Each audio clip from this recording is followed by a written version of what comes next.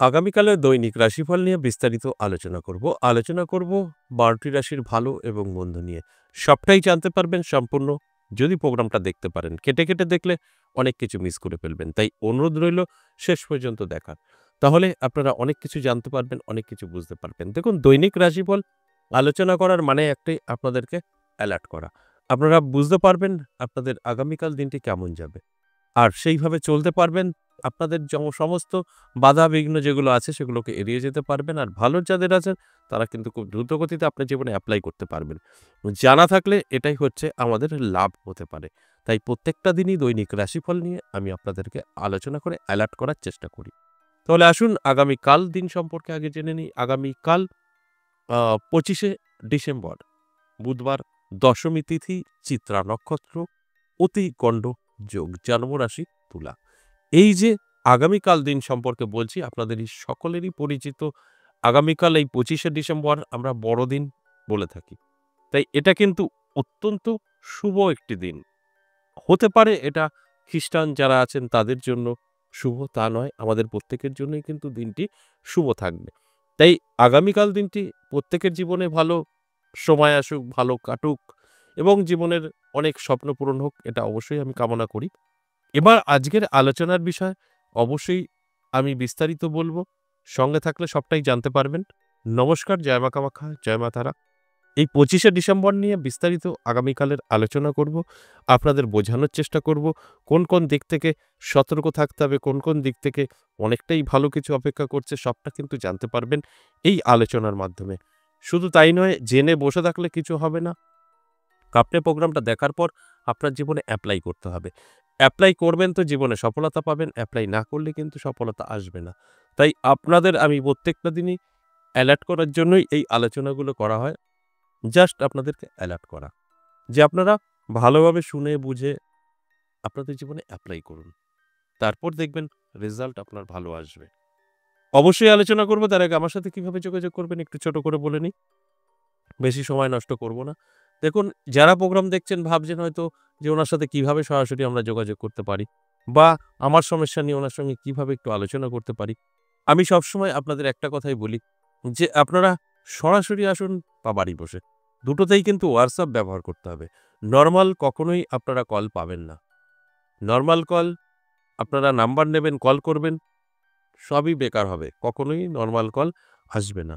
আপনাদের WhatsApp এ ভয়েসে বা লিখে জানাতে হবে। যদি আপনারা আসতে চান সরাসরি নদিয়া বিননগর এবং তারাপীঠ যারা আসতে চাইছেন নাম লিখিয়ে রাখবেন, আমরা আপনাদের ঠিক সময় জানিয়ে দেওয়া হবে। আর নদিয়া বিননগর যেটা আমার নিজের মন্দির, সেখানে ৩ দিন পেয়ে যাচ্ছেন সপ্তাহে। সোমবার, মঙ্গলবার, বুধবার এই ৩ টে দিনে আসতে পারেন। যদি মনে হয় এই দুটো জায়গার কোনো একটি জায়গায় আপনারা আসবেন, আপনার নাম, আপনার ঠিকানা এবং কোন তারিখে আসতে চাইছেন, কোথায় আসতে চাইছেন বলে লিখে বা ভয়েসে পাঠিয়ে রাখবেন। আমাদের এখান থেকে সম্পূর্ণ আপনাকে গাইড করা হবে। অ্যাড্রেস পাঠিয়ে দেওয়া হবে। সহজেই চলে আসতে পারবেন। আর যদি মনে হয় না আমি বাড়ি বসে আমার সম্পর্কে জানতে চাই, তাহলে এই অনলাইনে ভয়েসে বা লিখে জানাতে হবে যে আমি বাড়ি বসেই আমার সম্পর্কে জানতে চাই। কি প্রসেস, আমাদের এখান থেকে প্রসেস পাঠানো হবে, কমপ্লিট করবেন। ৪৮ ঘন্টা থেকে ২৪ ঘন্টা থেকে ৪৮ ঘন্টার মধ্যে আপনাকে কল করা হবে। আর এই অনলাইনটা কারা আসবেন? অনলাইন তারাই আসবেন যাদের ধৈর্য আছে, যারা মানুষকে ভক্তি, শ্রদ্ধা এবং সম্মান করতে পারেন, তারা আসবেন। এগুলো যাদের মধ্যে নেই তারা অনলাইন আসবেন না, সরাসরি আসবেন। এটা আমি প্রত্যেকটা দিনই আপনাদেরকে অনুরোধ করি। আর কেন আসবেন, কি কাজ হয় এগুলো আপনাদের অনেক আগেই বলা আছে, জানা। আমি আর বড় ভিডিও করব না। আসলে আপনারা জানতে পারবেন আলোচনার মাধ্যমে।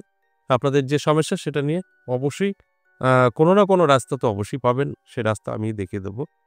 সে স সেগুলো তো অবশ্যই আসার পরেই আপনারা জানতে পারবেন। এখন আজকের যে আলোচনা সেটা নিয়ে বিস্তারিত আপনাদের বোঝানোর চেষ্টা করি, যেটা দৈনিক রাশিফল। এটা প্রত্যেক দিনের প্রোগ্রাম।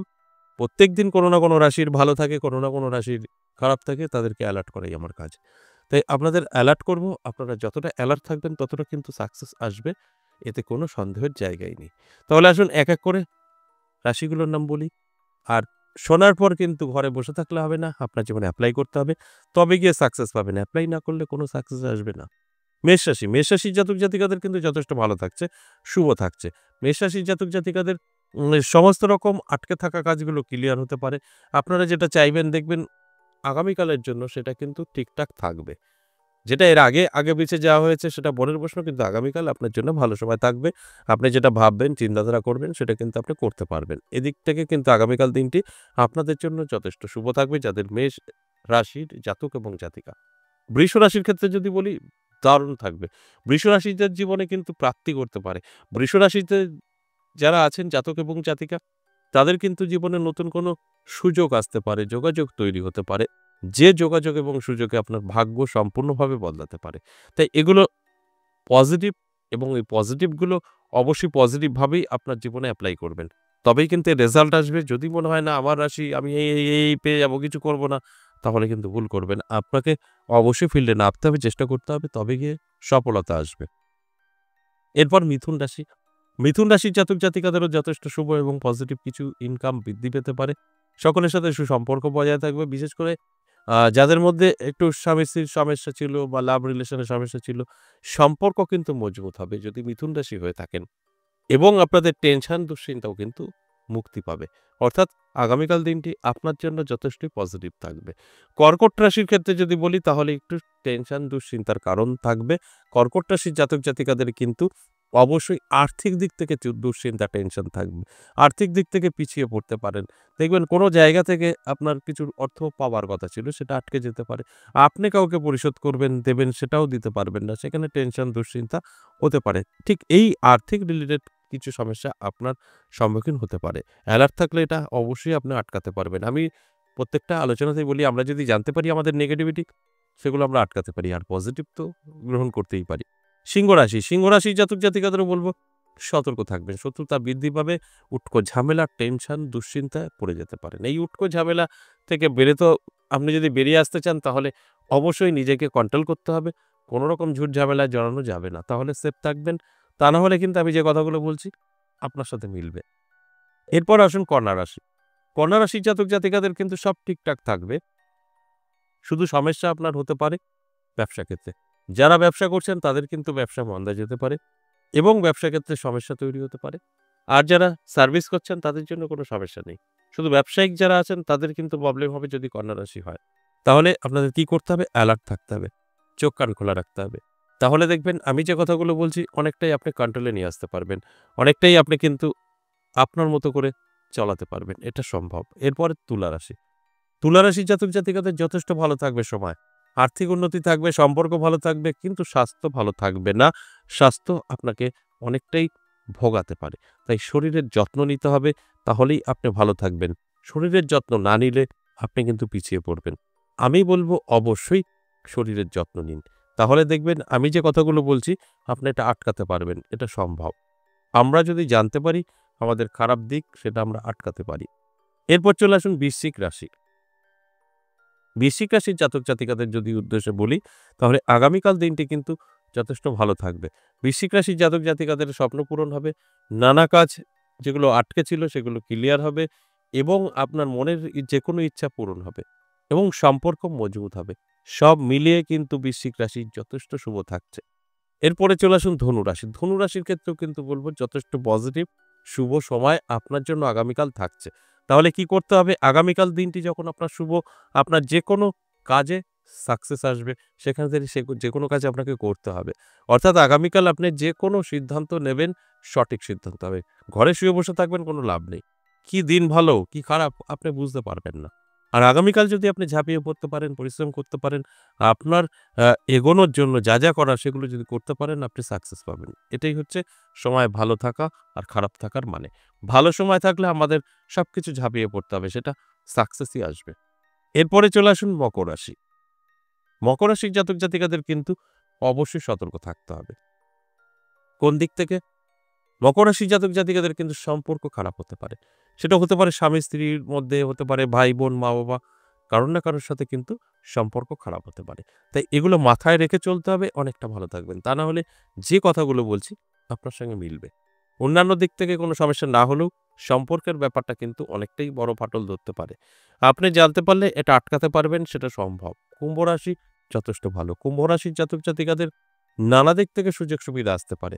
যে সুযোগ সুবিধায় কুম্ভ রাশির জাতক জাতিকারা তাদের ভাগ্য বদলাতে পারে। অবশ্যই পজিটিভ আমরা বলতেই পারি। যদি আপনার কুম্ভ রাশির হয়ে থাকে। তাই কুম্ভ রাশির জাতক জাতিকাদের অ্যালার্ট করাটাই আমাদের কাজ। তারপর কিন্তু তাদের সেইভাবে চলতে হবে। তাহলেই সাকসেস আসবে। সর্বশেষ মীন রাশি। মীন রাশির জাতক জাতিকাদের কিন্তু প্রাপ্তিযোগ তৈরি হয়েছে। নানাভাবে অর্থ এসে হাতে ধরা দিতে পারে। কোনো জায়গা থেকে প্রেজেন্টেশন বা গিফট আসতে পারে, কেউ হেল্প করতে পারে, সহযোগিতা করতে পারে। এগুলো কিন্তু ঘটবে মীন রাশির জাতক জাতিকাদের। কারণ আগামীকাল দিনটি অত্যন্ত শুভ থাকবে। এই শুভ থাকবে, আপনাদের সাথে এগুলো ঘটবে, আপনাদের এপ্লাই করতে হবে তারপর। শুধু আমি বলে দিচ্ছি আপনারা সব মিলিয়ে নেবেন, সব পেয়ে যাবেন এরকমটা কিন্তু নয়। আপনাদের প্রস্তুত থাকতে হবে, তারপরে কিন্তু আপনারা সবকিছু মিলিয়ে নিতে পারবেন। এই যে ১২টি রাশিকে নিয়ে আলোচনা করলাম, দৈনিক রাশিফল প্রত্যেক দিনের প্রোগ্রাম, আমি কিন্তু তাদের অ্যালার্ট করার চেষ্টা করি। আপনাদের সকলেরই জানা। অ্যালার্টের পর আপনাদের উপরে নির্ভর করবে কতটা সফলতা আপনি পাবেন। যতটা অ্যালার্ট থাকবেন ততটা সাকসেস পাবেন, যতটা আনঅ্যালার্ট থাকবেন ততটা পিছিয়ে থাকতে হবে। আশা করি বুঝতে পেরেছেন। আজ এ পর্যন্তই, আবারও আসবো নেক্সট ভিডিও নিয়ে। ততক্ষণ ভালো থাকুন। নমস্কার।